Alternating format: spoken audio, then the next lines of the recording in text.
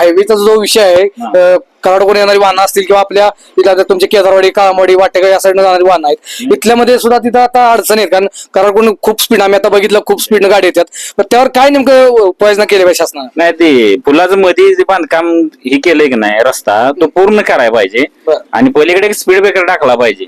इकडे वाहनं एकदम जाते आणि तिकडे येणाऱ्या वाहनामुळे ऍक्सिडेंट होऊ शकतो ना. तिकडली फास्ट येतात वाहनं आणि इकडे जाणाऱ्याला अंदाज लागत नाही तिकडं वाहन कसं येतंय.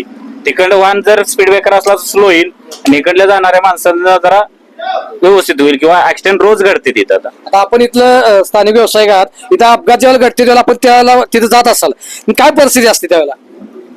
परिस्थिती आता कसं होतं, चुकी कोणाची आहे काय हे आम्हाला काय आता प्रत्यक्षात बघितलं कळत नाही. कारण ज्याचा अपघात झालाय त्याला तर आम्ही जाऊन मदत करतो. नाही म्हणजे अपघात घडते म्हणजे कुठल्याच जास्त तिकडून येणाऱ्या गाड्यांच्या मारतानाच जास्त अपघात घडतात.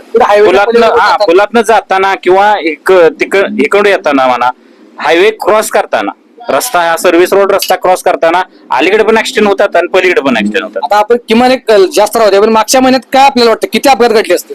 मागच्या महिन्यात तरी दिवसात नाही म्हटलं तर 1-2 अपघात होतच. होय, म्हणजे तसे महिन्याचे 30 दिवस धरले, होतोच. महिन्याचे 30 दिवस धरले तर किमान 30 दिवसात 30 अपघात घडू शकतात. घडलेले आहेत आमच्या डोळ्यात. एका दिवशी तर 4-5 ऍक्सिडेंट झालेले, असा विषय.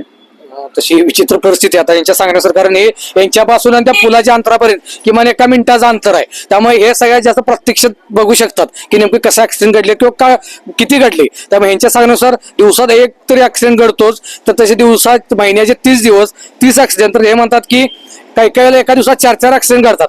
त्यामुळे शासनानं किंवा या हायवेच्या रोड व्यवस्थापनेनं यावर चांगली दखल घेऊन जितक्या लवकर उपाययोजना करता येतील तितक्या लवकर उपाययोजना गरजेच्या आहेत. एव्हीएन साठी शीतल कुमार शेटे, केदारवाडी.